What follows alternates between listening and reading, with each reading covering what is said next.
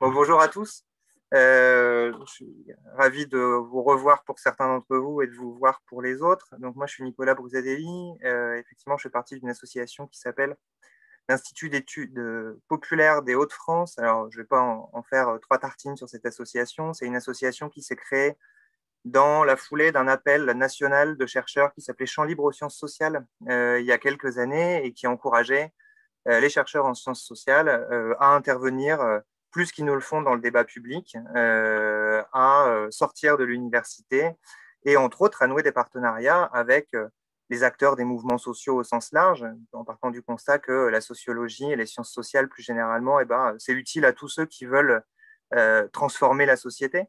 Et donc, c'est dans ce cadre-là que tout naturellement, on s'est rapproché des organisations associatives, des organisations syndicales et évidemment des mouvements de jeunesse et d'éducation populaire.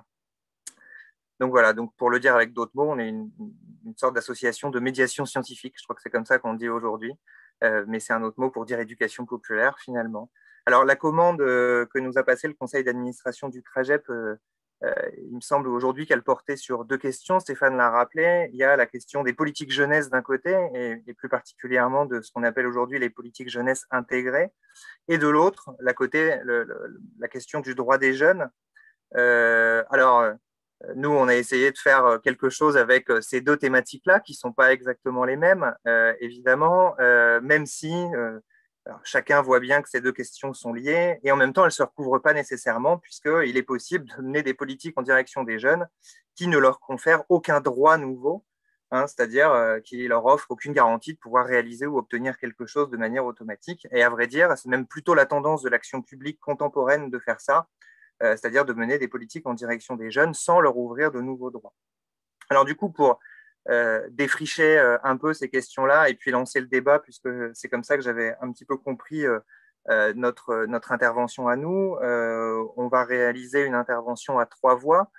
Alors d'abord, moi, j'introduirai rapidement sur la question de l'évolution des politiques jeunesse, juste pour qu'on sache un petit peu d'où ça vient, cette histoire de politique intégrée.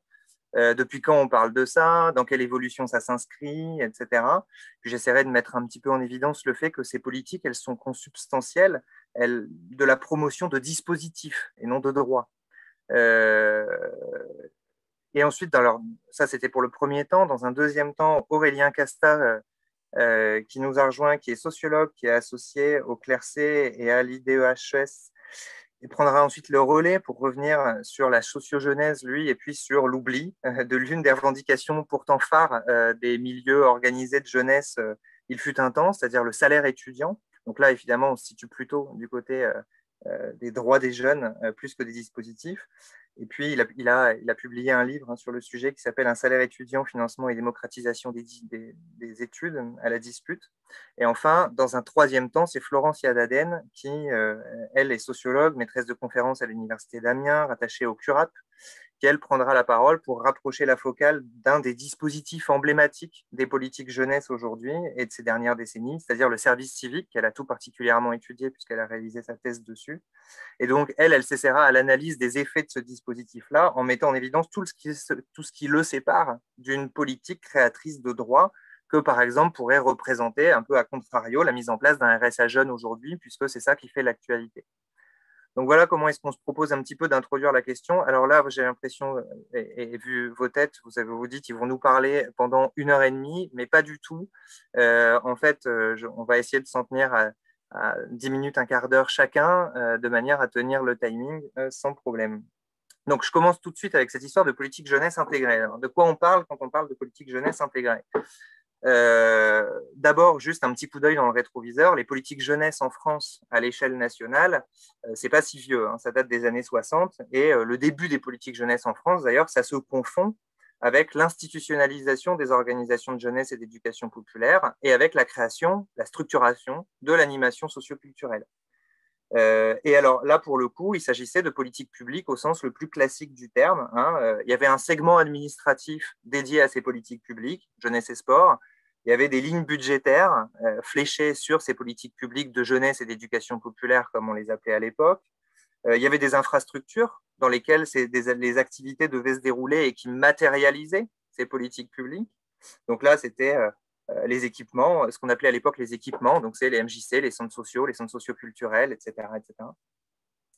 Le référentiel de ces politiques publiques à l'époque, alors quand on parle de référentiel, c'est un mot qu'on utilise en sociologie de l'action publique pour dire que le référentiel d'une politique publique, c'est un petit peu la manière dont cette politique publique, elle interprète le problème qui se pose autour d'une population, en l'occurrence les jeunes, et ensuite c'est comment est-ce qu'elle va amener des solutions un petit peu à ce problème qu'elle se pose elle-même. Donc le référentiel des politiques publiques à ce moment-là, c'est plutôt celui de l'intégration politique des jeunes. C'est-à-dire que l'idée, c'est un petit peu, et c'est l'idée de l'animation socio-culturelle à l'origine, c'est de se servir des activités de loisirs comme un support pour organiser le dialogue avec les jeunes générations et pour leur permettre de s'exercer aux pratiques de citoyenneté. Alors l'institution un peu prototype à l'époque, c'était, mais là je ne vous apprends rien, les MJC, qui à la fois proposaient aux jeunes des activités culturelles au niveau local, mais qui leur proposaient aussi de participer à leur conseil de maison, au sein duquel une vie démocratique s'organisait, au sein duquel les jeunes pouvaient débattre entre eux, construire des projets, discuter avec les responsables des institutions locales, etc., etc. Donc ça, c'est pour les années 60, mais ces politiques, elles ne vont pas survivre à mai 68. Ça va aller assez vite. Alors, notamment parce que les associations de jeunesse et d'éducation populaire, de près ou de loin, elles ont participé à un truc qui s'appelait mai 68. Les MJC, qui étaient les institutions les plus financées dans les années 60, d'un seul coup, elles sont perçues avant tout comme étant ce qu'on appelle les maisons du désordre, pour reprendre la formule de l'époque.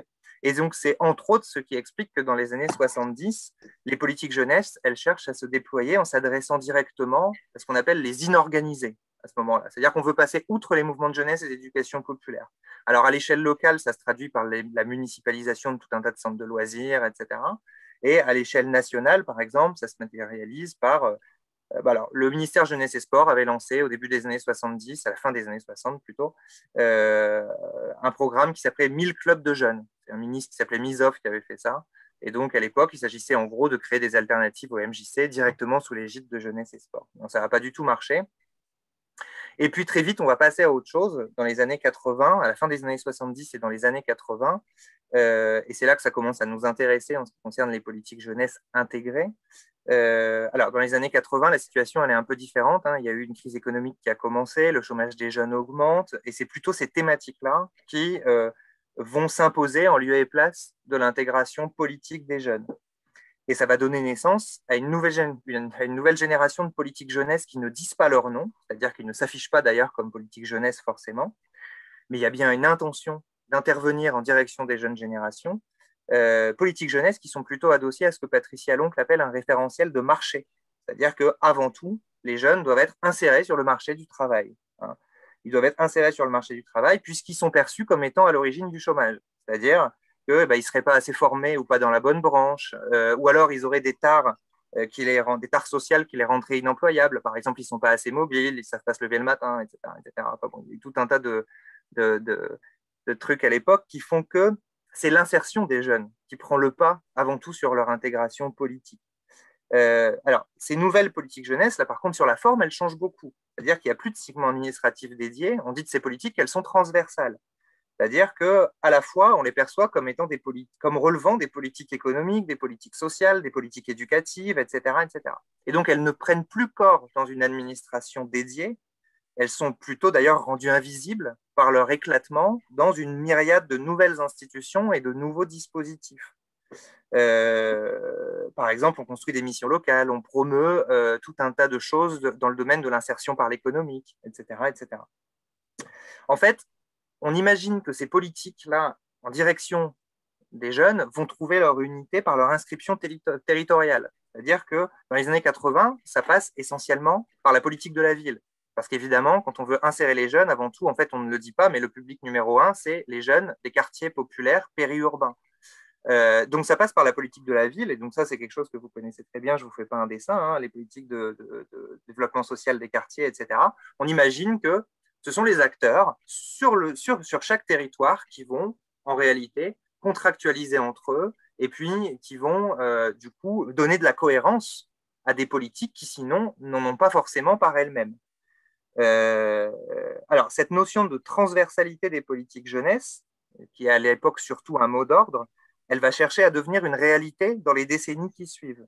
Hein, par exemple, ça va être l'objectif, un des objectifs en tout cas, de l'invention des contrats éducatifs locaux à la fin des années 90.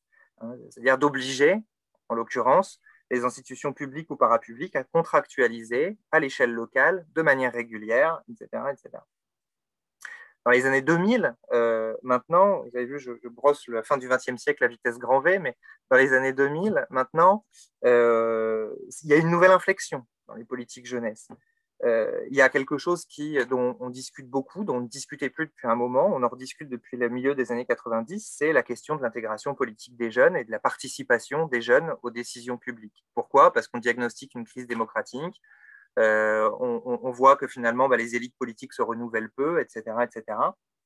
Donc au cœur des interrogations publiques, il y a tout ça. Et d'ailleurs, c'est l'époque du développement des conseils de jeunes, hein, à l'échelle municipale d'abord, à l'échelle départementale et régionale dans les années 2000, et puis finalement aussi à l'échelle nationale sous l'égide de Jeunesse et Sport, avec différentes moutures de conseils participatifs qui s'adressent parfois à des jeunes inorganisés, pour réemployer le vocabulaire des années 60, soit qui s'adressent aux organisations de jeunesse, c'est le cas du Forum français de la jeunesse par exemple, etc. Donc, nouvelle inflexion dans le référentiel des politiques jeunesse, mais pour autant, l'ancien référentiel, le référentiel de marché, il ne s'efface pas. C'est-à-dire que désormais, si je voulais le dire un petit peu vite, il faut désormais intégrer les jeunes sur tous les plans, socialement, économiquement, politiquement. D'accord? Il faut les intégrer sur tous les plans. Et donc, c'est par exemple toute l'ambiguïté d'un dispositif, du dispositif phare des politiques jeunesse des années 2000 et des années 2010, qui est le service civique. D'accord? Le service civique, qui prétend à la fois permettre aux jeunes d'avoir une première expérience professionnelle, en partant donc toujours de l'idée que le chômage trouve sa source dans le fait que les jeunes ne seraient pas assez formés ou seraient trop éloignés du monde du travail. Et en même temps, le service civique, il affirme travailler la citoyenneté des jeunes en leur permettant de travailler dans des institutions qui sont des institutions d'intérêt général, qui sont censées agir pour le bien public, etc., etc. Associations, administrations, etc.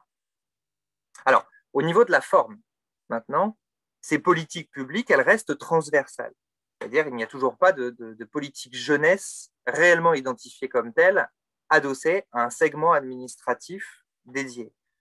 Mais en même temps, on continue de chercher la manière de les rendre toujours plus cohérentes. C'est en ce sens-là qu'il y a un nouveau mot d'ordre aujourd'hui qui est celui des politiques jeunesse intégrées. Alors, à l'échelle nationale ou internationale, enfin, c'est-à-dire européenne, ça veut dire qu'elles doivent être interministérielles et qu'elles doivent être coordonnées. Et surtout, elles prennent corps au travers de gros projets dont le pilotage est facilité par le biais d'agences. Par exemple, ça ne vous aura pas échappé que quand on a créé le service civique, on a créé en même temps l'agence du service civique. Si jamais on va à l'échelle européenne, il faut considérer la place d'agences comme Young Partnership, etc., etc. Ça, c'est pour l'échelon un petit peu, c'est pour comment est-ce qu'on essaye de les unifier par le haut, c'est-à-dire on crée des projets et puis des agences qui sont censées suivre les projets. Puis autour de ce projet, on met différents ministères, par exemple, autour de la table. Et à l'échelle locale, comment ça se passe? Eh ben, c'est pareil. Il s'agit de demander à chaque fois à des consortiums publics ou parapublics d'opérationnaliser sur un territoire donné les mots d'ordre du pouvoir exécutif par la mise en place d'un vrai collectif de travail. Alors, ça, c'est une manière particulière d'organiser l'action publique. C'est ce que Michel Foucault il appelait la gouvernementalité néolibérale. Mais par ailleurs, vous l'avez vécu pour pas mal d'entre vous très directement, puisque à travers les PIA, les projets d'investissement d'avenir en faveur des jeunes, c'était de ça qu'il était question. Le PIA porté par Betsom Picardie-Maritime qui a eu lieu il y a quelques années, eh ben, il s'agissait avant tout, et d'ailleurs c'était ça qui était évalué principalement dans cette politique publique, de construire un collectif de travail qui surplombe les divisions administratives et les corps de métier, tout en essayant de faire participer les jeunes au processus.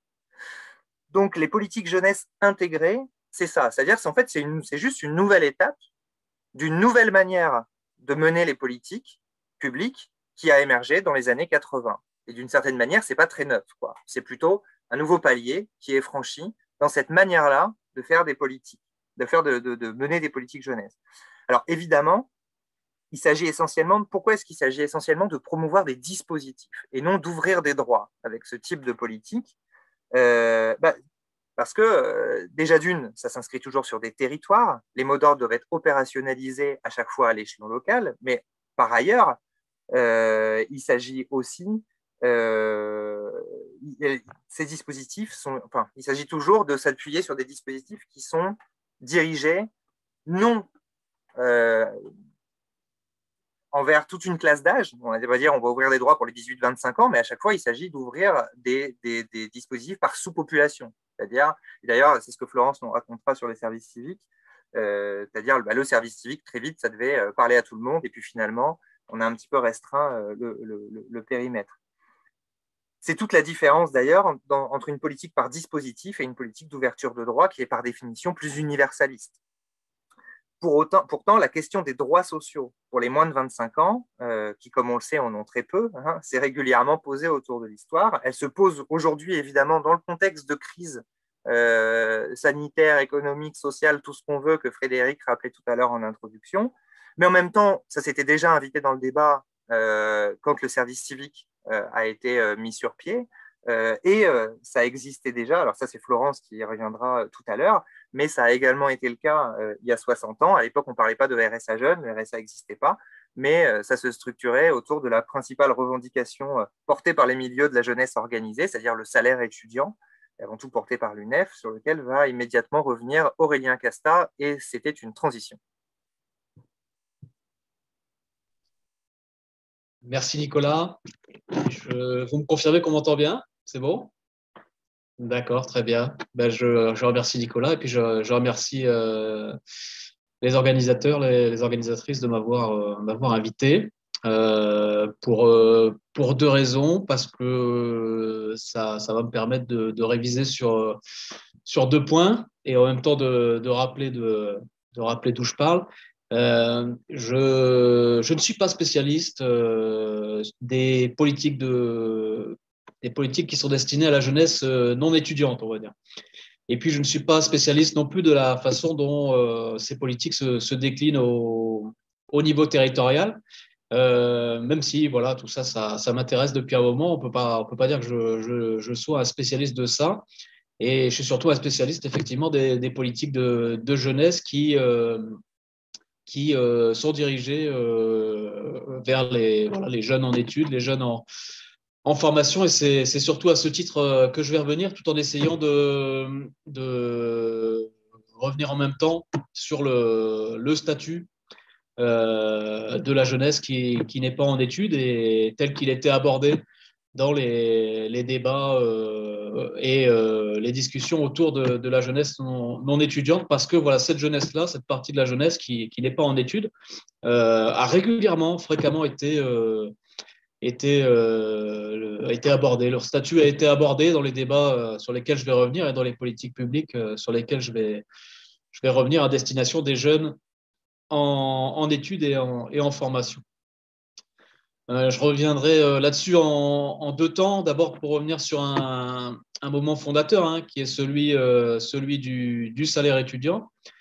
Et ensuite, revenir sur ce qui s'est passé depuis ce moment fondateur en matière de politique de jeunesse, en me centrant sur le cas des prestations monétaires qui sont versées à la fois aux jeunes en formation, en études, et puis celles qui sont versées aux jeunes qui ne le sont pas, pour essayer de voir comment tout ça peut être abordé de front et comment ces différentes politiques peuvent être associées l'une à l'autre. Tout ça étant, encore une fois vu comme une occasion de discuter avec vous sur des sujets que je connais bien, mais aussi sur des sujets que je connais moins bien. Donc, premier temps, je vais revenir donc sur ce moment fondateur, le moment donc du salaire étudiant, tel que j'ai pu l'étudier. Excusez-moi. Donc ce moment, c'est un moment qui se déroule après-guerre, avec un moment particulièrement fort en France en 1951. Le salaire étudiant, tel qu'on peut l'envisager, a failli être adopté donc, par l'Assemblée nationale. Excusez-moi, je vais boire un petit peu.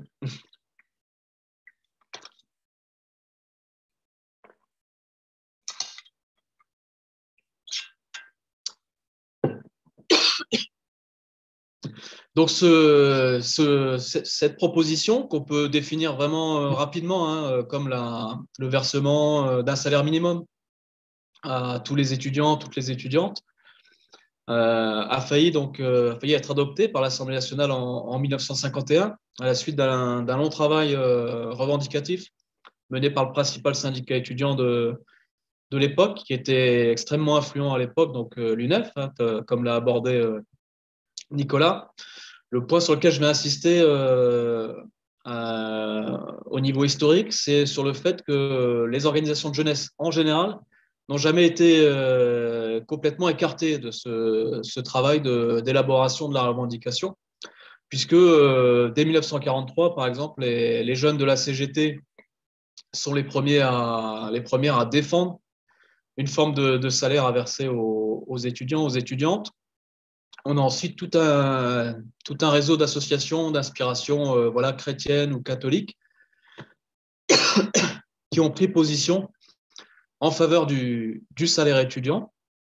Et ce n'est qu'ensuite que ça a été repris par l'UNEF et que ça a été défendu avec beaucoup d'influence, encore une fois, par l'UNEF jusqu'à l'Assemblée nationale. Il me semble qu'il y a deux choses qui étaient défendues conjointement à l'époque par toutes ces organisations de jeunesse en études ou qui ne sont pas en études.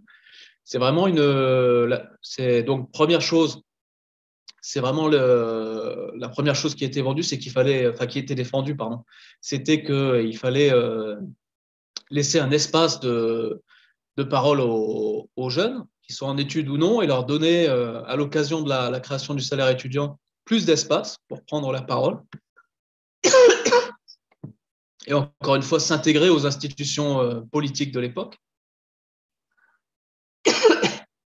Excusez-moi. Et donc, l'autre aspect qui était défendu à l'époque, c'était de dire, au fond, les jeunes, qu'ils soient en études ou non, doivent être considérés comme des travailleurs, des travailleuses, qui font des choses utiles pour la collectivité notamment. Et c'est au nom de ce statut économique des jeunes que le salaire étudiant doit être défendu. Le dénominateur commun de ces deux repères revendicatifs, presque idéologiques, hein, des organisations de jeunesse qui défendaient le salaire étudiant à l'époque, c'était vraiment la référence aux institutions de la sécurité sociale, la volonté d'associer les jeunes aux institutions naissantes de la sécurité sociale, à toutes les élections qui étaient mises en place à l'époque pour garantir la représentation et la participation aux décisions des travailleurs, des travailleuses au sens large, par le biais notamment de leurs représentants élus lors des élections sociales. Et donc, c'est cet imaginaire-là qui a imprégné les organisations de jeunesse à l'époque. Et c'est notamment pour cette raison, qu'elles ont associé à la proposition de salaire étudiant, de salaire minimum versé aux étudiants, aux étudiantes, la création de caisses nationales et locales où les étudiants, les étudiantes auraient eu là aussi des représentants, des représentantes élus lors d'élections sociales organisées sur la manière de ce qui se passait dans le domaine de la sécurité sociale. J'en ai fini sur ce moment fondateur et puis sur les deux points, les deux idées communes, en gros, qui étaient défendues par les organisations étudiantes et les organisations non étudiantes de l'époque, les organisations de jeunesse au sens large. Encore une fois, je rappelle l'idée que les jeunes sont des travailleurs, des travailleuses, et puis l'idée qu'ils doivent être associés aux prises de décision les concernant. Et puis, j'en viens à ce qui s'est passé ensuite, hein, encore une fois, rapidement, en essayant d'aborder ce qui s'est passé à la fois pour cette jeunesse étudiante et puis ce qui s'est passé pour la partie de la jeunesse qui a quitté rapidement le système scolaire ou a arrêté ses études assez rapidement. D'un côté, il y a ce qui me paraît important de souligner, c'est que tout l'imaginaire qui voyaient donc les jeunes comme des travailleurs, des travailleuses qui devaient avoir voix au chapitre sur le modèle des institutions de la sécurité sociale n'a pas disparu tout de suite. J'en veux pour preuve deux mesures qui ont été adoptées dans les années 80 et 90. L'une qui concernait particulièrement les étudiants, les étudiantes, qui a été défendue par les organisations étudiantes autour des années 90. C'était les allocations logement. Donc, c'est des prestations monétaires qui ont pu être versées par les caisses d'allocation familiale aux étudiants, aux étudiantes, mais aussi à d'autres franges, d'autres fractions de la jeunesse. Encore une fois, au nom de l'idée que ces jeunes sont des travailleurs, des travailleuses comme les autres, et à ce titre, ils peuvent bénéficier des prestations monétaires versées par les caisses de sécurité sociale. Et puis, l'autre mesure, moi, qui me paraît là aussi significative de toute l'influence qu'a eu cet imaginaire de l'après-guerre pour l'ensemble de la jeunesse, c'est le fait qu'au début des années 1980, pendant plusieurs années, l'indemnisation chômage, l'UNEDIC, a créé en 1958, et puis géré principalement par les syndicats de salariés, a pris l'initiative de verser aux jeunes primo-entrants, dans des conditions d'âge vraiment qui ciblaient les jeunes, sur les fonds de l'indemnisation chômage, une allocation versée pendant plusieurs années par ces jeunes qui rentraient dans la recherche d'emploi, qui étaient inscrits à l'UNEDIC et qui avaient quitté donc précocement le système scolaire, qui avaient fini tôt leurs études et qui connaissaient une période de chômage. Donc voilà, des prestations ont été versées à ces jeunes qui n'étaient plus en études, encore une fois au nom de l'idée que ces jeunes peuvent être considérés, même s'ils n'ont pas encore occupé un emploi, peuvent être considérés comme des travailleurs, des travailleuses, et qu'à ce titre, ils doivent recevoir sur les fonds de l'indemnisation chômage une allocation. À l'époque, c'était pendant 6 mois, dans un contexte où le chômage n'était pas aussi développé qu'aujourd'hui. À côté de toutes ces mesures qui ont pu être prises après, ce moment fondateur sur lequel je suis revenu au début de mon intervention, à côté de toutes ces mesures, forcément, il faut souligner qu'il y a d'autres types de prestations qui ont été accordées aux jeunes, à la fois en études et puis aux jeunes qui n'étaient pas en études, qui sont plus ou moins bien connus par le grand public. Voilà, pour les personnes en études, ce qu'il faut noter, c'est que les bourses sur critères sociaux se sont développées énormément depuis les années 50, à partir énormément. Voilà, dans un sens toujours, il s'agissait d'accorder cette prestation aux jeunes qui sont dans une situation défavorisée du point de vue de leurs ressources. Ça s'est beaucoup développé, encore une fois dans un sens très restreint. C'est beaucoup ça qui a été défendu comme politique publique pour les jeunes en études. Depuis les années 90, 2000, il y a d'autres types de prestations qui ont été mises en place, défendues avec plus ou moins de conséquences pour les jeunes. La première, on a beaucoup défendu l'emploi en parallèle aux études. On a vraiment pris notamment les gouvernements de droite dans les années 2000, ont beaucoup encouragé l'emploi en parallèle aux études comme pourvoyeur de ressources. L'autre type de mesure qui a été créé en 2008, c'est les prêts étudiants qui ont été créés pour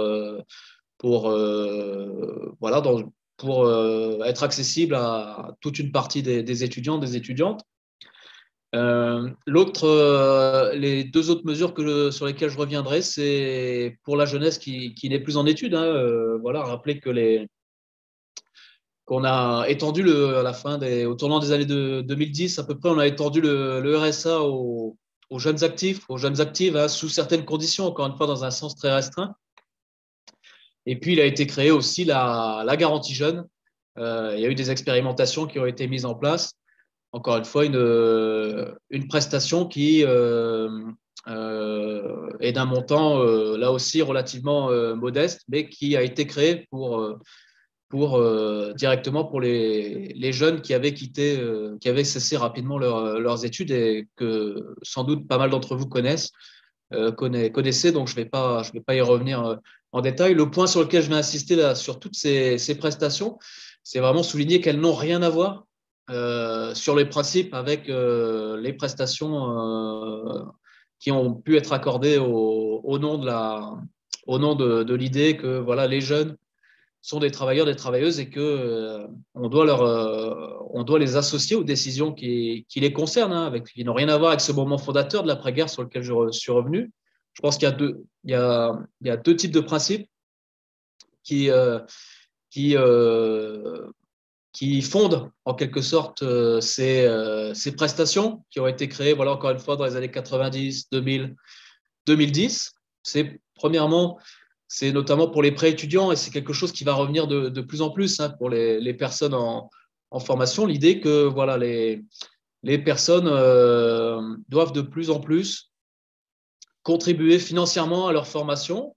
Dans un contexte où on augmente le prix de ces formations, on va contribuer de plus en plus au coût de ces formations et on va le faire d'autant plus facilement que des prêts vont être accordés pendant les études, pendant la formation, pour financer ces études au nom de l'idée que, encore une fois, les étudiants, les étudiantes, justement, ne sont pas des travailleurs, mais plutôt des travailleuses, des investisseurs, des investisseuses qui vont s'investir dans leur capital et, en quelque sorte, travailler gratuitement pendant les années de leur formation, qui vont également s'endetter pendant leur formation au nom de l'idée que c'est plus tard qu'elles vont retrouver le bénéfice financier de cette formation, de ces études. Et donc, c'est à ce titre qu'on leur verserait des prêts étudiants et qu'on jugerait légitime de leur faire payer de plus en plus leur formation, leurs études.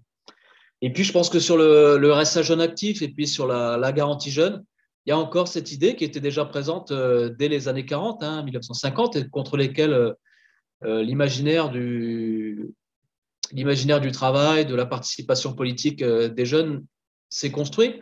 Il y a cette idée que les jeunes, en formation ou non, peuvent bénéficier de prestations à condition qu'elles et ils montrent bien qu'elles manquent de ressources financières, qu'elles viennent de milieux défavorisés. Et c'est à ce titre que ces prestations vont être versées au nom de l'idée que ces jeunes ont en quelque sorte un statut de personnes en manque de financement, un statut en quelque sorte d'assisté. Donc voilà, c'est ces imaginaires-là qui aujourd'hui concurrencent les politiques de jeunesse fondées sur l'imaginaire du travail, de la participation politique telles qu'elles se sont développées depuis l'après-guerre. Et c'est là-dessus que je finirai en laissant la parole à Florence. Merci à vous encore. Merci beaucoup Aurélien. Merci aux organisateurs aussi d'avoir pensé à nous. Et je suis contente d'autant plus de parler après Aurélien et de faire entendre nos travaux ensemble.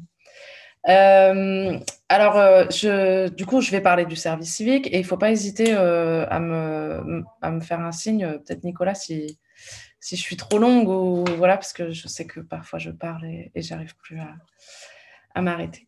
Je vais juste rapidement remettre le service civique dans son contexte un peu historique et social et quel type de traitement de la jeunesse est entendu dans le service civique et pourquoi je parle ici particulièrement du service civique.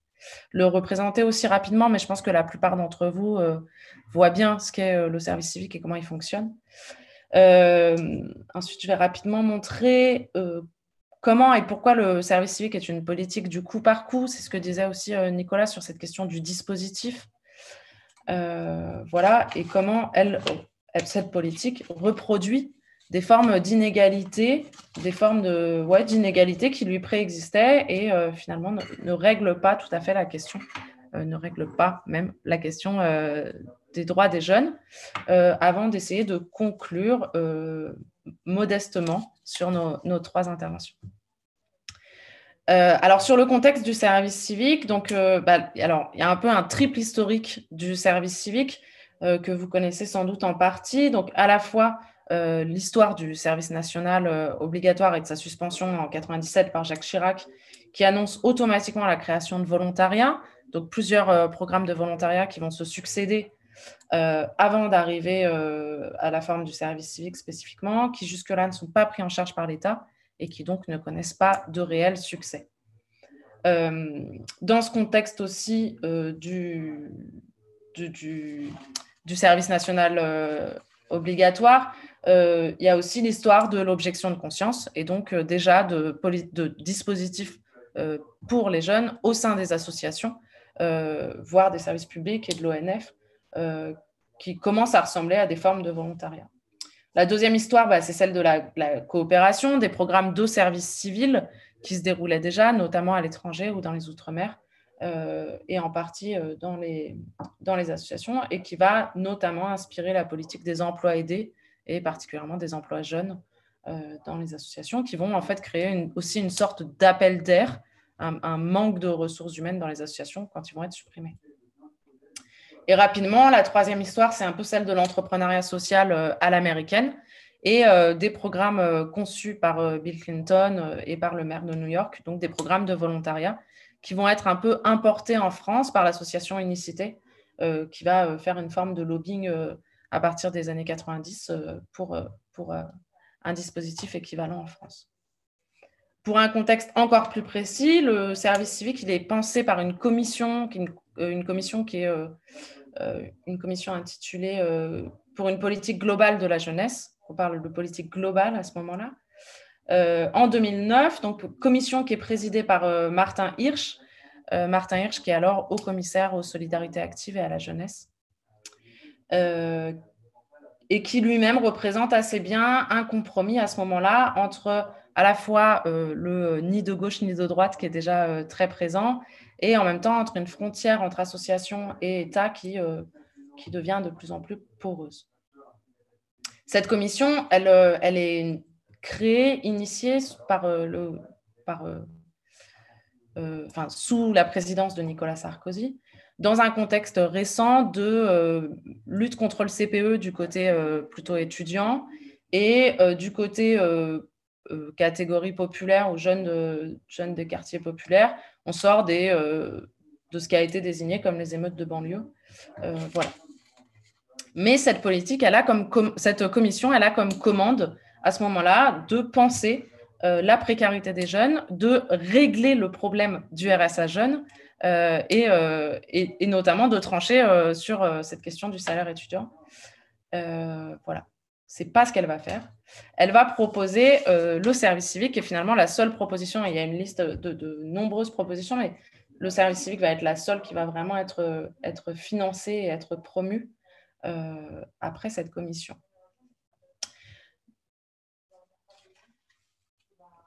Et donc, l'idée de ce dispositif, c'est de régler plusieurs problèmes auxquels sont confrontés les jeunes en même temps. Donc, à la fois la question du chômage, bien sûr, aussi le besoin en expérience professionnelle pour s'insérer, qui concerne plutôt ici des jeunes qualifiés.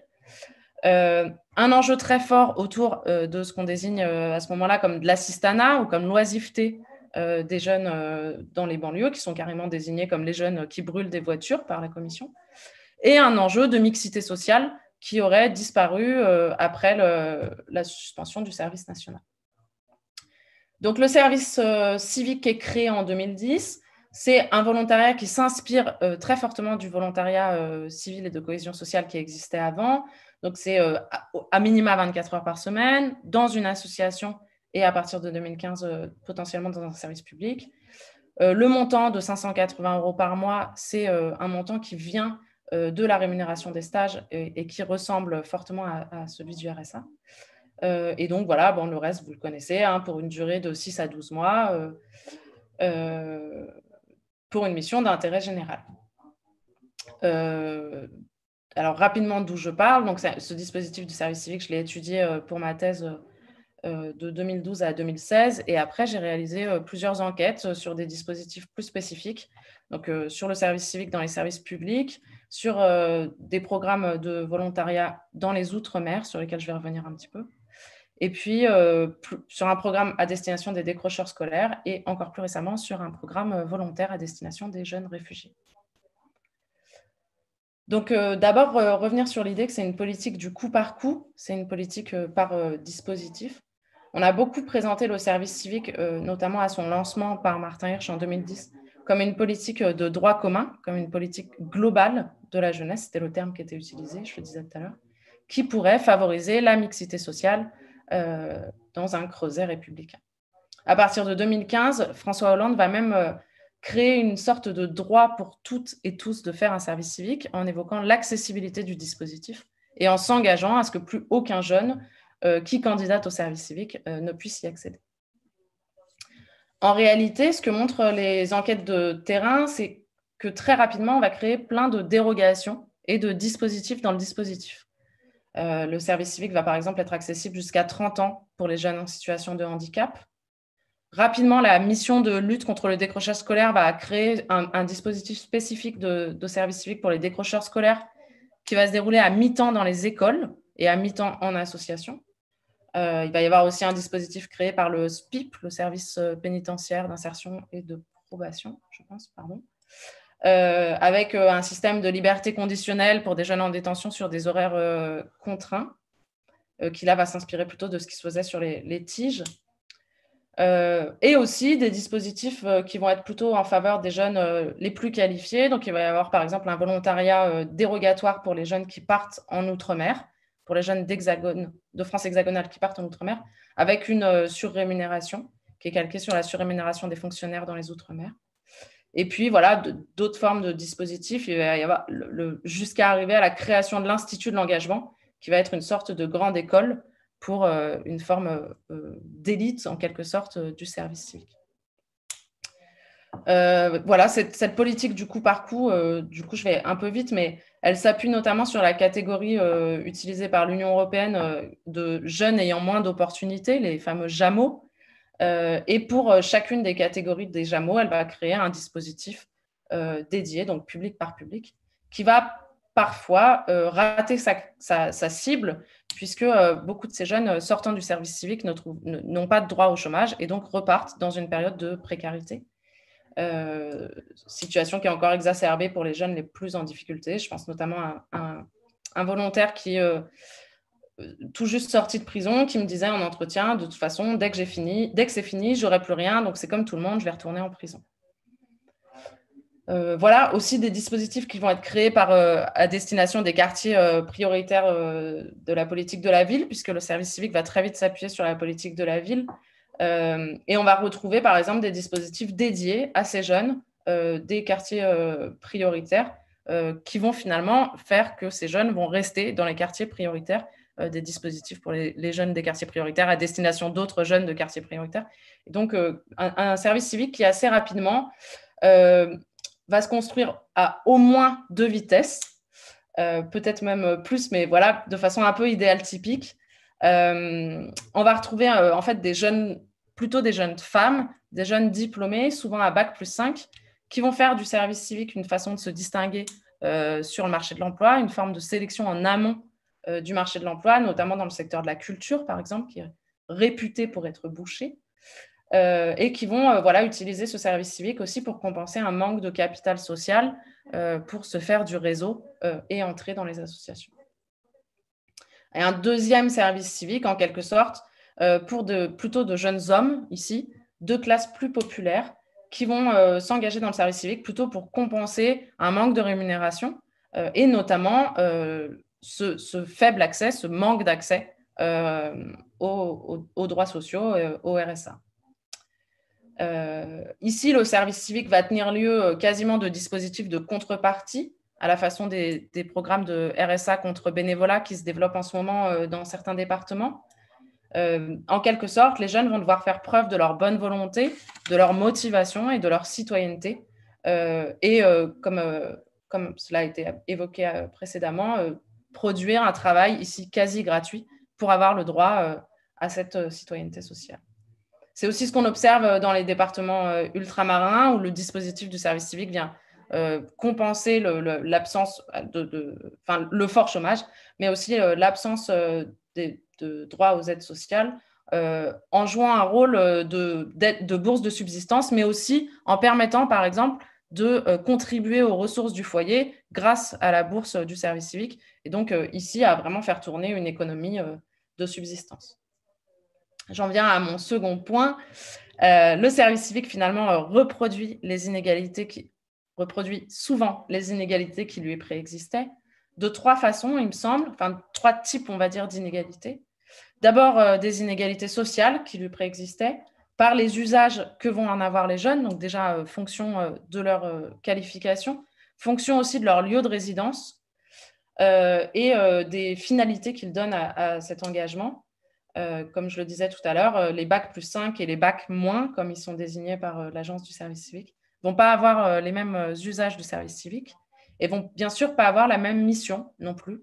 Et cette qualité de la mission, on va dire, ne sera pas valorisable de la même façon.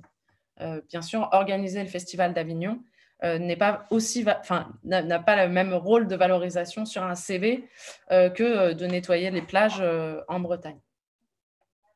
Voilà, donc ça, c'est les inégalités reproduites par la thématique de mission, mais ce n'est pas les seules. Il y a aussi une très, très forte reproduction, il me semble, des inégalités de genre, puisqu'on retrouve dans le service civique une division sexuée du travail qu'on connaît sur le marché de l'emploi, et particulièrement sur le marché de l'emploi associatif, qui est à 73% féminisé, avec des thèmes de mission qui vont être très féminins. Donc, déjà, un dispositif qui est très féminin, puisqu'on est à 61% de femmes dans le dispositif. Des thématiques solidarité, éducation pour les femmes, des thématiques sport pour les hommes, des tâches très féminisées. Donc, la demande de subvention, c'est féminin, la logistique, c'est masculin, l'accueil de publics sensibles, c'est féminin. Enfin, voilà, on retrouve la division du travail qu'on a déjà sur le marché de l'emploi associatif. Voilà. Et un troisième type d'inégalité, c'est les inégalités ethnico-raciales, voilà, qu'on retrouve, alors que ce soit sur les programmes que j'observe actuellement autour des jeunes réfugiés, mais aussi plus spécifiquement, avec une collègue, on a enquêté un peu auprès de jeunes femmes voilées qui s'engageaient dans le service civique. Et donc, elle racontait principalement s'y engager pour contourner la fermeture du marché de l'emploi voilà, qu'elle rencontre fréquemment, et notamment pour accéder à des professions, enfin à des activités telles que l'éducation auprès de jeunes enfants, qu'elles ne peuvent pas réaliser dans le public sans avoir à se dévoiler. Et elle raconte en fait rapidement pendant leur mission qu'elle se retrouve elle-même mise en marge au sein du service civique et finalement très vite à devoir, elle aussi, enfin, même dans les associations, se retrouver confrontée aux mêmes formes de fermeture, par exemple, à ne pas avoir le droit de participer à des réunions publiques et à se retrouver plus en back-office, on va dire. Voilà, je vais essayer de conclure sans trop tarder. Il me semble que ce qu'on retrouve dans ces politiques, finalement, c'est l'idée qu'il n'y a pas de droit pour toutes et tous. Alors, outre le fait qu'on pourrait interroger plus généralement les frontières de cette catégorie jeune, bon, là, c'est un poncif, mais voilà, qui est jeune, qui ne l'est pas, toujours la même chose. Et on connaît l'hétérogénéité de la catégorie jeune. Mais donc, voilà, qu'on se retrouve plus face à des dispositifs au coup par coup, comme le disait Nicolas, plutôt que face à des politiques de droit commun, alors même que ces politiques, comme le service civique, par exemple, prétendaient être des politiques globales, c'était le terme utilisé, qui répondrait, je le rappelle, à toutes les questions, toutes les difficultés de la question jeune. C'est aussi des formes de citoyenneté sociale qui sont moindres, qui ne sont pas reconnues comme telles et qui ne sont pas automatiques, puisque ici, les jeunes devraient faire preuve de leur citoyenneté sans que leur citoyenneté soit reconnue automatiquement par leur travail, leur engagement, etc. Et du coup, ces jeunes ne sont ni des travailleurs ou travailleuses, comme le disait Aurélien, ni des citoyens à part entière reconnus comme tels. Voilà, il me semble aussi que finalement, on ne règle pas le problème, la précarité qu'ils rencontrent sur le marché de l'emploi ou dans leurs études, mais qu'on entre de plus en plus dans des politiques de contrepartie, voilà, des politiques où soit ils doivent produire du travail gratuit, produire de l'endettement, etc., et faire leurs preuves, qui sont aussi des politiques d'individualisation de la question jeune, où chacun est responsable de sa difficulté, sans que le problème au niveau social ne soit géré collectivement. Voilà, merci beaucoup.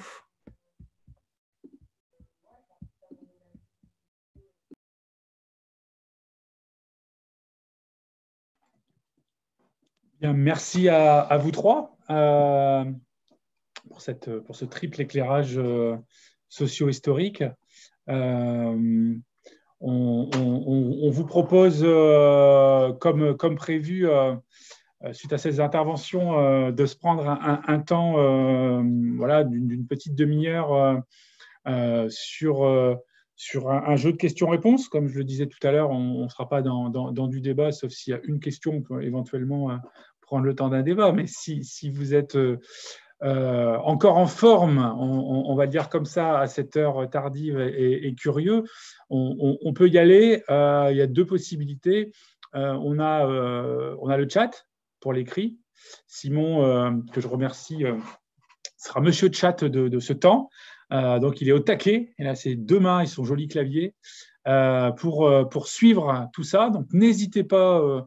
Il pourra soit relancer et puis synthétiser. Enfin, voilà, on pourra avoir une partie vraiment sur le chat tout à l'heure. Et puis là, peut-être à chaud, si vous avez des réactions, des incompréhensions, des questions, des sollicitations, des inquiétudes, c'est vraiment le moment. Alors, vous pouvez y aller soit en interpellant éventuellement une personne en direct, ou soit poser une question ou une inquiétude à la volée, et je la relayerai à notre trio de choc. Et je vois qu'il y a déjà une première main. Donc, Paul, tu as la parole. Merci Stéphane. Alors moi, c'était principalement pour faire un petit retour, une petite réaction sur le côté salaire étudiant, pour donner un petit peu aussi de contexte par rapport à tout ce qui se passe. Donc, principalement sur les différentes principales, qui pour moi sont les différentes principales mesures qui ont été prises pour le monde étudiant, donc par rapport aux bourses sur critères sociaux, qui malheureusement à l'heure actuelle ne reflètent plus en fait les difficultés et ne répondent plus aux difficultés que vivent les étudiants sur énormément de disparités, hein, que ce soit au niveau des qui verse les bourses, au niveau des bourses gérées par le Crous, donc sur les études qui sont liées au ministère de l'Enseignement supérieur, de la Recherche et de l'Innovation, mais aussi sur les bourses sur critères sociaux du ministère de la Santé, ministère de la Culture, de l'Agriculture, qui du coup créent des retards de paiement, des frais avancés, etc., qui sont gérés du coup par les régions et non pas par les Crous. Et aussi le fait que ça ne répond plus aux besoins sur le côté que les étudiants ne sont plus dans les situations qui étaient présentes à l'époque où les bourses ont été créées, où maintenant les bourses sont toujours sur le revenu de leurs parents, pas sur leurs revenus propres, ce qui crée des problèmes au niveau des échelons aussi, si un parent a une prime et qui du coup augmente son salaire et qui du coup fait perdre un échelon à son enfant, qui fait souvent perdre 100 à 200 euros par mois pour juste 20 euros gagnés en plus par mois par le parent. Donc, énorme disparité à ce niveau-là. Aussi, du coup, au niveau des réponses qui avaient été apportées, comme la garantie jeune, qui du coup permet d'avoir en fait un premier échelon, enfin un premier salaire, on va dire, entre guillemets, et aussi un accompagnement, mais qui reste très restreinte malheureusement, et qui du coup appuie le besoin en fait d'un salaire étudiant aussi, mais un accompagnement en plus sur le côté recherche d'emploi, orientation professionnelle, qui est malheureusement peu accompagnée à l'heure actuelle.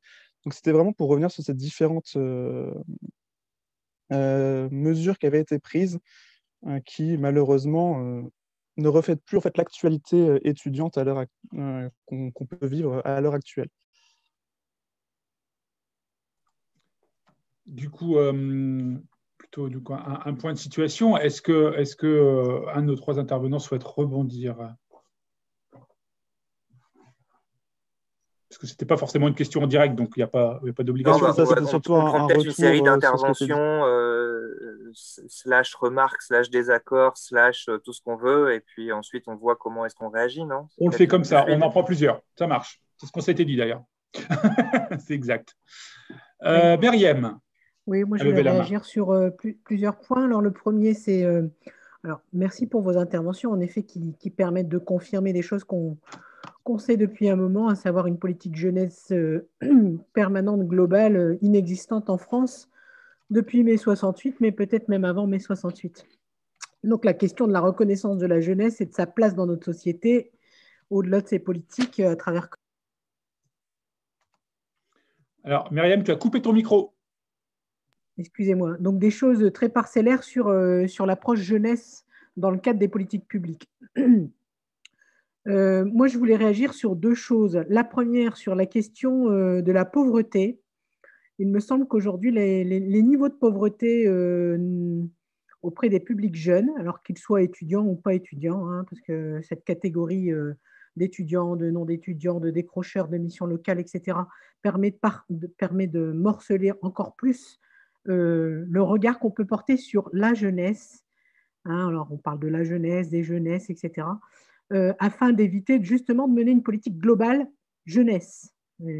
C'est aussi une stratégie pour ne pas faire.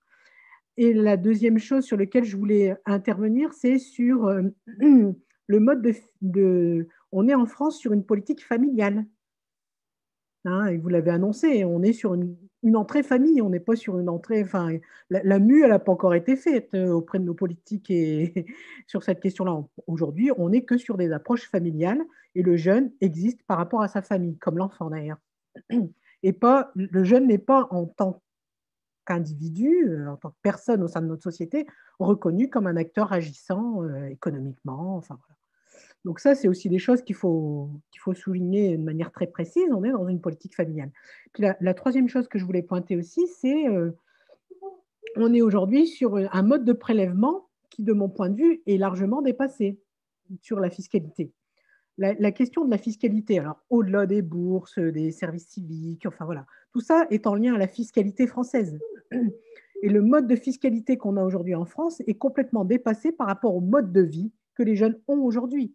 Donc, un jeune aujourd'hui qui consomme paye de l'impôt. L'impôt le plus injuste, qui est l'impôt de la TVA. Tout le monde le paye, que tu sois pauvre, riche ou milliardaire, ou quand tu achètes ta baguette, tu payes de la TVA. Voilà. Donc aujourd'hui, on est sur un mode de redistribution qui n'est pas forcément à la hauteur des attendus par rapport à la situation du pays dans lequel on est aujourd'hui.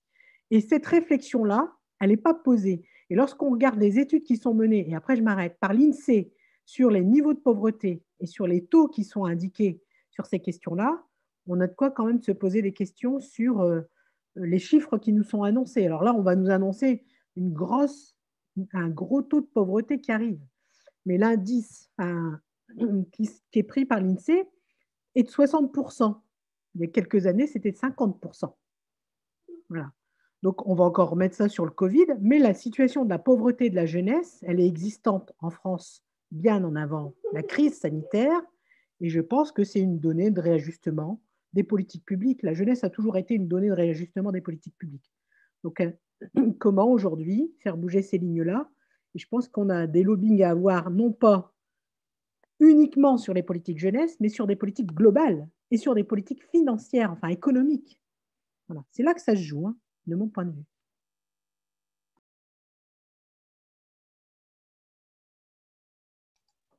Merci Myriam. Donc, il y avait plusieurs sujets là dans ce qu'évoquait Myriam. Donc, soit on continue s'il y a d'autres questions, soit vous intervenez maintenant. Je regarde s'il y a une main qui se lève. Alors, comme vous êtes nombreux, hop, je passe mes pages pour voir. Sinon, n'hésitez pas à lever la main aussi dans le chat, voilà, ou à lever la main avec le petit icône réaction, la petite bouille en bas. Une question.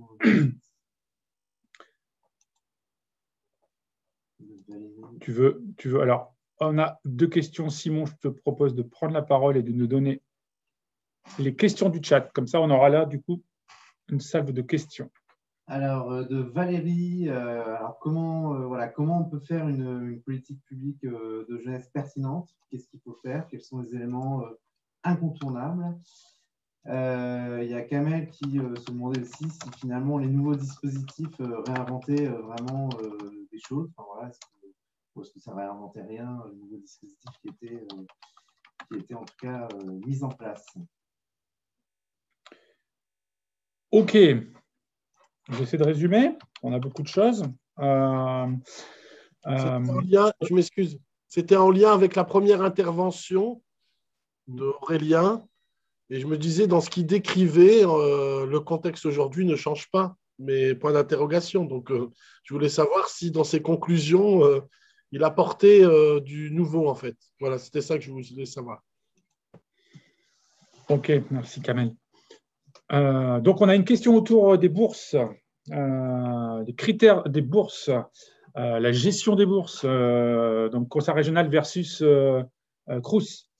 On a une question autour des politiques globales et du morcellement. Enfin, une question plutôt, quand je dis question, c'est des remarques questions. Hein, voilà.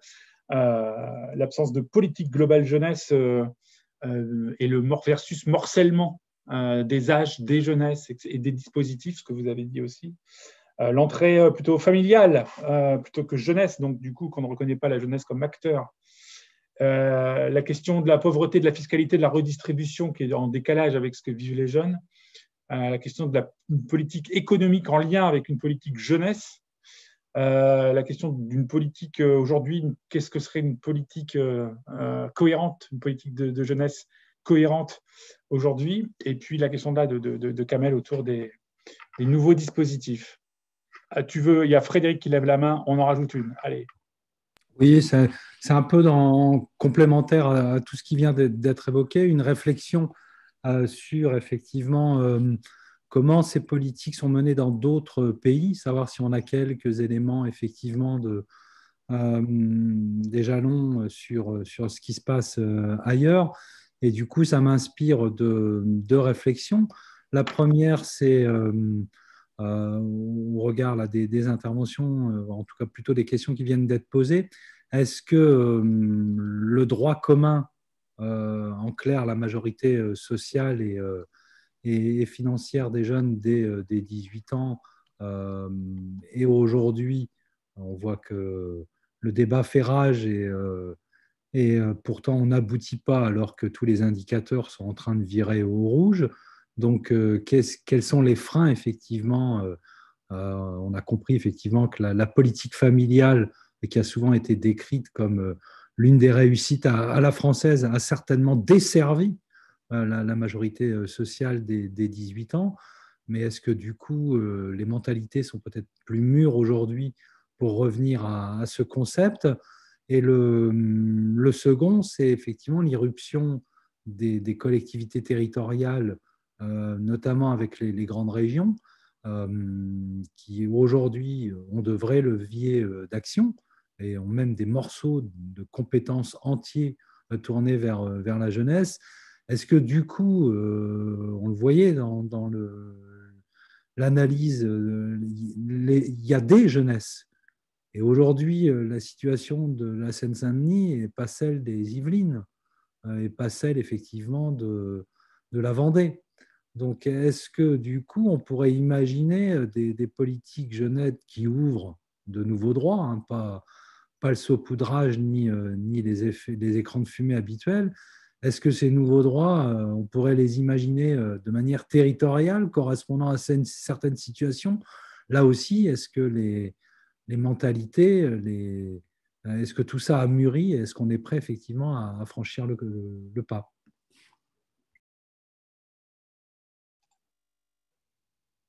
C'est bon pour vous? J'ai besoin de synthétiser les derniers sujets portés par Fred? Non, ça va. Nico me dit non. Je vous laisse du coup gérer la parole des éléments de réponse de vos côtés. J'avais une question. Oui, Kamel, c'est ça, non? J'ai cru entendre la voix de Kamel. Oui, je m'étonnais quand même que nos intervenants n'ont pas quand même parlé des emplois jeunes, parce que je trouvais que c'était un dispositif, alors de mon point de vue, qui a permis aux jeunes de se développer, de se réaliser, d'être autonomes au sens de se réaliser, d'avoir une certaine autonomie, et plus récemment, les contrats d'avenir. Et je vois qu'il y a des centres sociaux. Des centres sociaux ont joué aussi un rôle majeur, en tout cas dans notre monde, sur le fait que des jeunes accèdent à ce type de dispositif et qui puissent aussi derrière se réaliser, s'émanciper. Donc, je suis un peu étonné que vous n'ayez pas pris appui sur ces deux dispositifs récents. Nico, tu voulais prendre la parole. Bon, je voulais prendre la parole pour savoir qui voulait la prendre, surtout. Donc, il y en a un de vous deux qui s'y sent ou je commence un truc?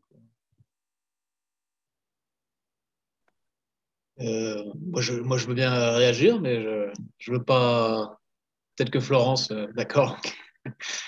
Je réagirai sur une partie seulement. Peut-être sur les bourses sur critères sociaux,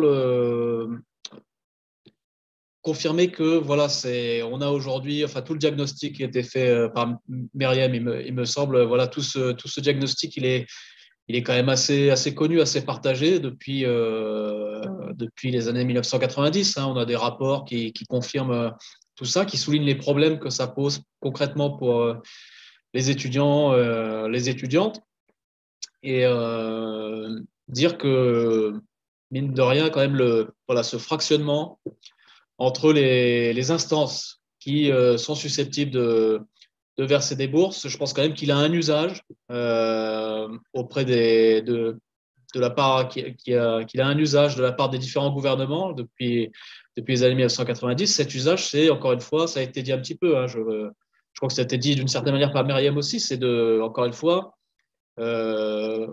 souligner le fait que voilà, les jeunes ne se ressemblent pas, qu'il y a différentes jeunesses, et encore une fois, même au sein de la jeunesse étudiante, diviser voilà, les étudiants, les étudiantes en fonction de leur spécialité, de leur territoire d'appartenance. Et moi, j'y vois, encore une fois, le refus de mesures universelles qui seraient communes à tous les jeunes, toutes les jeunes. Il y a quand même cet usage qui est fait par les différents gouvernements depuis les années 1990. Et c'est comme ça aussi que j'interprète la présence des collectivités territoriales, des collectivités locales, dans l'espace des prestations qui sont versées aux jeunes et étudiants ou alors pas étudiants, dans le sens où, encore une fois, l'usage qui est fait par les gouvernements de cette défense des différentes institutions, des différentes échelles de l'action publique, c'est quand même souvent l'idée que voilà, les jeunes, d'une certaine manière, ne peuvent pas faire l'objet d'un statut, encore une fois, universel, de mesures universelles, notamment dans le domaine des prestations monétaires. Peut-être redire sur ce point, pour rebondir sur ce qu'a dit l'avant-dernier intervenant, dire qu'il est tout à fait envisageable, pour autant, d'envisager une intervention, une décentralisation, une intervention des collectivités locales dans le domaine des prestations monétaires, et puis une certaine décentralisation. Mais d'une certaine manière, à la façon de ce qui s'est passé, de ce qui a été envisagé, encore une fois, par les organisations de jeunesse après-guerre. Pas sans prise de participation des jeunes eux-mêmes. C'est-à-dire que si les jeunes sont écartés des prises de décision, forcément, il y a un usage qui risque de se faire contre eux de cette décentralisation et de ce fractionnement de la jeunesse tel qu'il est défendu, encore une fois, par les gouvernements depuis les années 1990. Et en général, ça va se faire au désavantage de ces jeunes. Je vais peut-être terminer là-dessus, laisser la parole à Florence si elle veut rebondir, sachant que j'ai l'impression que Kamel m'a posé une question directement, mais voilà, à ce stade, je ne l'ai pas comprise. Donc, si jamais Kamel veut bien repréciser, ou alors peut-être que c'était destiné à Nicolas, je ne sais pas, j'ai un petit doute sur… Non, c'était juste que vous avez parlé de politique jeunesse et vous avez fait une entrée de dispositif. Et je disais que ces dernières décennies, ces dernières années, en tout cas, il y a eu le dispositif des emplois jeunes. D'accord. D'un point de vue personnel, j'ai trouvé que c'était plutôt une réussite parce que ça a permis quand même à plein de jeunes d'intégrer une vie sociale et économique, etc. Et plus récemment, les contrats d'avenir. Et je disais que je trouvais que les centres sociaux, pour les citer, avaient joué le rôle, les missions locales, les mouvements d'éducation populaire, voilà. Et je trouvais bizarre que ce n'était pas cité. D'accord. Alors, juste, avant de laisser la parole à Florence qui veut réagir, je pense que je vous rejoins là-dessus. On aurait pu en parler. C'est des mesures fortes qui ont été prises là, depuis plusieurs décennies. Moi, le travers de ces mesures sur lequel j'insisterai, c'est le fait que, en général, elles sont dérogatoires au droit social. Et en général, les cotisations sociales qui sont versées dans le cadre de ces emplois sont extrêmement faibles dans le cadre d'une politique qui vise à réduire, entre guillemets, le coût des emplois faiblement rémunérés. Donc, très, très peu de cotisations sociales. Et le revers de tout ça, à la fin, quand on prend en compte le paysage de la sécurité sociale derrière, tout ça, c'est autant de prestations qui ne seront pas versées, notamment en termes de chômage, voilà, de retraite, de santé. Donc, c'est le principal revers de ces emplois sur lequel j'insisterai là, pour répondre à la question.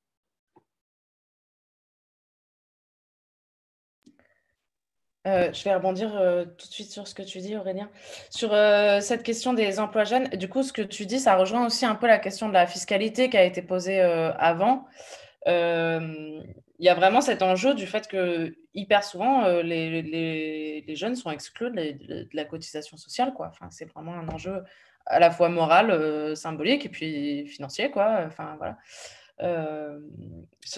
Sur les questions de l'accès au droit du chômage, c'est quand même vraiment flagrant quand on a des jeunes qui partent faire une mission. Alors à l'international, c'est encore pire, ils partent 2 ans et ils vivent avec assez peu sur place, même si, bon, bref, voilà, et ils reviennent sans aucun droit au chômage.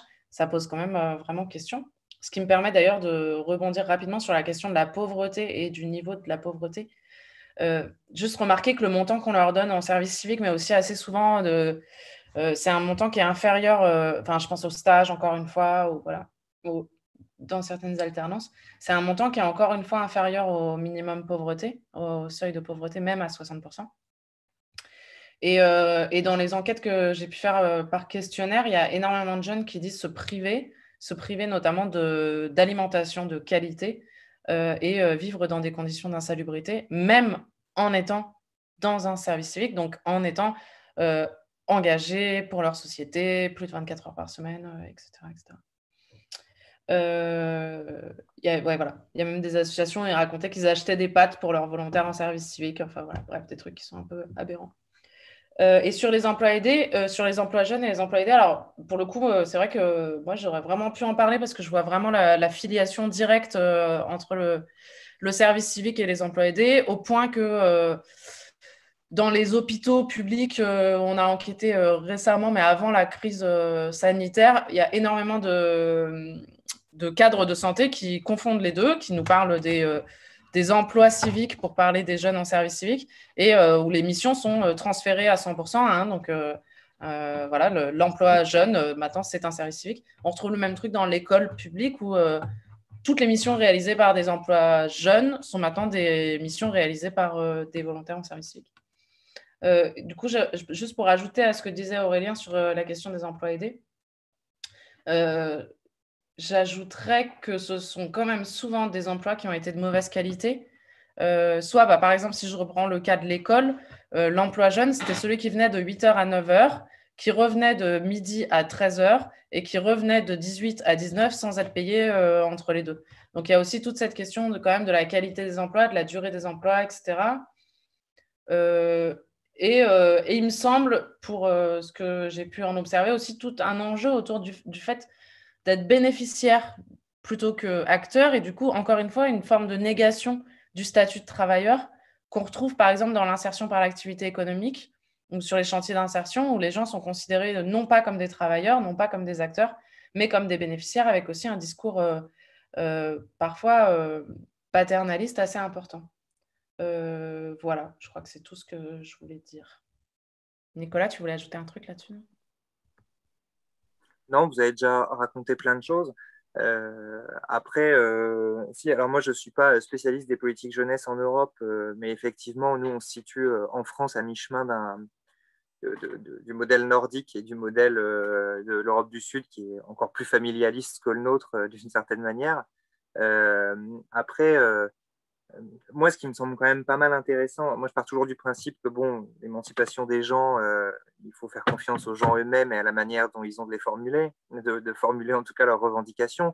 Et pour le coup, la revendication de jeunesse un petit peu historique, c'est effectivement formulée par les organisations de jeunesse, c'est celle-ci, hein, celle du salaire étudiant. Et il me semble qu'aujourd'hui, il faudrait certainement y accorder plus d'intérêt parce que ça répond à tout un tas de problématiques autour desquelles on tourne depuis tout à l'heure. C'est-à-dire que le salaire étudiant, pour le coup, comme c'est quelque chose qui est censé être financé par la sécurité sociale, on n'est plus du côté, on n'est pas du côté de la redistribution après impôt. On est du côté de la cotisation sociale et du côté du coup des droits là pour le coup, c'est-à-dire en tant que futur travailleur, en tant que futur membre du salariat, eh ben, on a des droits qui sont ouverts pour pouvoir aller faire des études.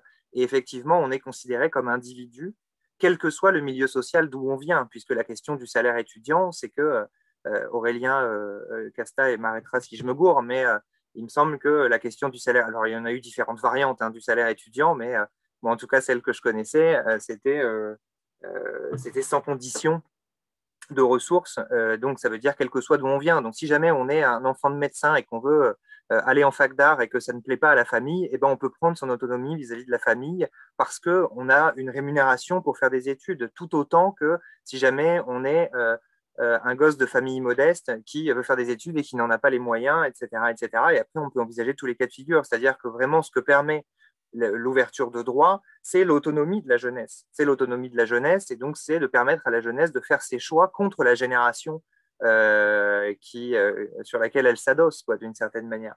Donc il me semble en tout cas que cette revendication-là est plutôt intéressante à de multiples points de vue, d'autant plus quand on se situe dans une perspective de transformation sociale.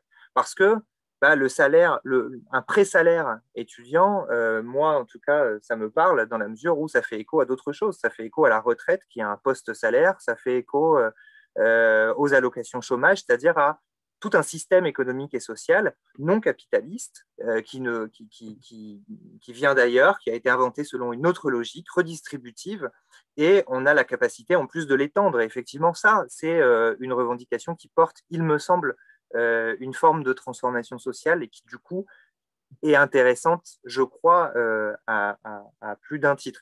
Même si, honnêtement, dans la période, rien que réussir à gagner un RSA jeune serait certainement une bonne avancée au vu de ce qui existe aujourd'hui, c'est-à-dire rien. Enfin, sauf le service civique, qui est, je suis d'accord en ça avec Florence, une forme de travail déguisé. Si je peux me permettre, je vous renvoie à l'Observatoire des inégalités qui a fait un gros travail sur la création du revenu minimum unique qui est de 860 €. Et en effet, là, il y a tout un panel d'approches qui a été faite des différents publics, que ce soit les jeunes, mais aussi des couples sans enfants, les familles monoparentales, enfin voilà. Et en effet, le montant, c'est 860. On parlait de montant tout à l'heure pour Florence. La référence pour l'observatoire, qui est un observatoire indépendant, qui est subventionné par personne, donc ça nous donne aussi une certaine garantie de ce qu'ils apportent, c'est 860.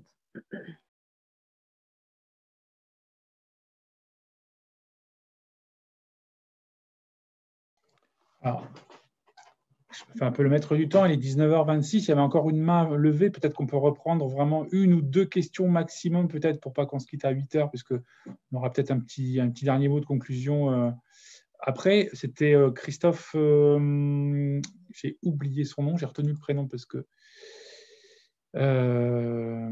s'il se reconnaît, je vais essayer de... C'est Christophe Lecoche, c'est ça? C'est ça, Christophe Lecoche, merci. Oui. Quand je voulais parler des exonérations, on fait des exonérations sur les salaires. On a perdu 130 milliards depuis au moins 2006. Et là, avec les heures sup défiscalisées, on a perdu 2 milliards qui ne rentrent pas dans les caisses pour aider les jeunes ou autres. Voilà, je voulais étayer un peu, puisqu'on avait parlé des exonérations sur les salaires des jeunes. Voilà. J'aurais une petite question sur les étudiants, là, parce que c'est des choses que j'observe autour de moi, qu'on observe chez certains de nos stagiaires ou familialement. Le nouveau système du bac, là, et notamment des affiliations en faculté après, je ne sais plus comment il s'appelle, où on choisit son orientation avec une fermeture de filière à des moments, fait que autour de moi, beaucoup de jeunes se retrouvent des fois dans des facultés très loin de chez eux, en fait. Et en fait, la bourse prend en compte un peu la distance, mais vraiment de manière très, très, très, très succincte. Ce qui fait que j'assiste, moi, à des jeunes qui ne peuvent pas poursuivre leurs études, parce que les parents ne peuvent pas. Les étudiants ne peuvent pas être boursiers et les parents ne peuvent pas payer un logement. Concrètement, il y a des gens qui veulent faire histoire et qui se retrouvent à Amiens alors qu'ils habitent Lille, des gens qui, ou le contraire, hein, certainement, et en fait, ils ne peuvent pas poursuivre dans la filière désignée parce qu'il n'y a pas les finances derrière familialement. Vous observez ça aussi beaucoup, là, au niveau des associations étudiantes?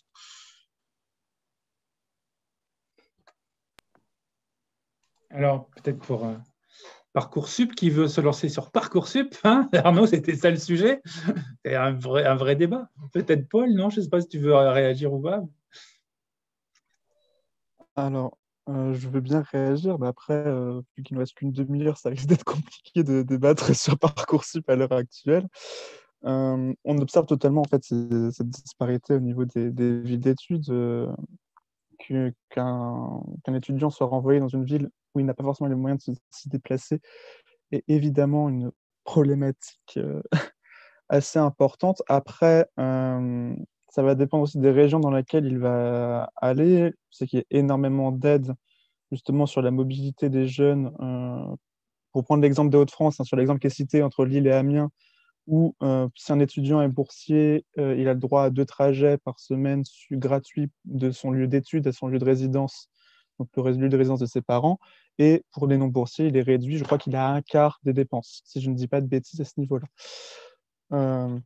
Après, la question de Parcoursup sur fermer les filières par rapport au bac, par rapport aux options qu'on va prendre en terminale, c'est une question qui est encore plus compliquée à l'heure actuelle. APB, l'ancien, ce qui était avant Parcoursup, créait encore plus de disparités. Là, le but de Parcoursup a été de supprimer en fait la sélection sur dossier aussi au niveau de l'université, mais du coup, maintenant, on est sur une sélection par capacité d'accueil. C'est-à-dire que c'est en fonction de la possibilité dans les universités d'accueillir les jeunes en sortie de bac.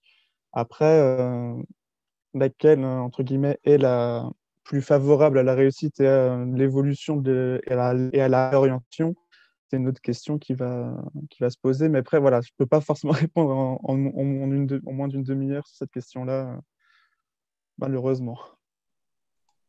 D'autant qu'il est 19h30 et que ce n'est pas une demi-heure qu'il nous reste, c'est quelques secondes si on veut respecter le timing. Mais je ne sais pas si vous avez peut-être une dernière question. On a un grand message dans le chat. Je laisse Simon le regarder. Et si vous avez une petite dernière question, c'est le moment où une réaction. Je pense qu'il est important de pointer ce que pointaient nos partenaires de la CAF, du Nord ou de la Somme, sur la question alors de la valeur travail qui est aussi créatrice de richesse, et que la redistribution sur cette question-là, je pense qu'aujourd'hui, elle a été, sur les derniers mandats présidentiels, un peu évincée, quoi. Plus un pays paye d'impôts, plus il devrait le redistribuer. Donc, payer des impôts, ce n'est pas une tare. Enfin, voilà, ça c'est un positionnement Meriem, ce n'est pas un positionnement Krajeb. Et je pense que de temps en temps, il faut le rappeler, ça, que le système de redistribution, parce que le système de redistribution, il n'est pas forcément connu. On le voit dans le cadre des auto-entrepreneurs ou des jeunes qui se lancent dans des missions d'auto-entrepreneuriat, par exemple. Ils découvrent finalement la redistribution, le fait de cotiser, le fait... alors, je fais un petit clin d'œil aussi aux coopératives jeunesse et de services qu'on avait mis en place il y a quelques années. D'ailleurs, le CRAGEP était partenaire de cette démarche-là. Qui permettait de faire comprendre, finalement, si on cotise, c'est parce que ça nous permet d'avoir des routes, des écoles, mais des soins aussi. Hein. Là, on le voit avec ce qui nous tombe sur le coin de la figure. Et je pense que nos partenaires de la CAF ont bien pointé aussi le fait que depuis quelque temps, même les politiques familiales, elles sont un peu beaucoup grignotées de par le manque d'entrée dans les caisses, quoi. Enfin, c'est une réalité aussi, ça. Hein. Sans tordre le cou à ce que Meriem vient de dire, on n'a jamais été produit autant de richesses. Donc, du coup, la question effectivement de la redistribution, elle est vraiment au centre un petit peu du sujet. Alors, peut-être que les modèles un peu précurseurs et que notre pays a apporté pendant longtemps se heurtent un petit peu à à l'organisation collective qu'on a mis en place, qu'elle soit économique, juridique, sociale, etc. Enfin bon, bref, tout ça nécessite peut-être d'être revisité. Il y a un autre point, mais on n'aura pas le temps de le traiter aujourd'hui, c'est effectivement aussi le vieillissement de la population. On a aujourd'hui notamment le principal outil de redistribution, c'est effectivement l'accumulation de patrimoine. Et aujourd'hui, on a un pays qui est encore effectivement mince sur les successions, notamment patrimoniales, mais est encore présent et a un geste redistributif, sauf que tout ça s'est décalé de 20 ans en 2 ou 3 générations. C'est-à-dire qu'avant, vous pouviez bénéficier d'une solidarité familiale beaucoup plus tôt qu'aujourd'hui. Donc ça vient s'ajouter aux difficultés que les uns et les autres ont pointées sur le droit commun et l'effort collectif. Donc voilà, tout ça cumulé, ça met encore plus d'actualité tous les débats riches qu'on a eus ce soir. On va peut-être essayer de clôturer. J'ai le sentiment, j'ai l'impression que ça doit être frustrant et qu'on aimerait bien effectivement passer à l'étape suivante, c'est-à-dire d'apporter des réponses, de construire collectivement des solutions. Donc malheureusement, on n'en aura pas le temps. Il fallait juste, enfin nous on avait juste la prétention, la volonté un petit peu de faire l'état de l'art, de faire un petit peu l'état de la situation en la remettant en perspective grâce aux propos académiques que nos intervenants ont déployés à l'entrée de ce moment. Donc, du coup, je pense qu'on a les idées un peu plus claires et c'est certainement effectivement précieux dans notre réflexion collective.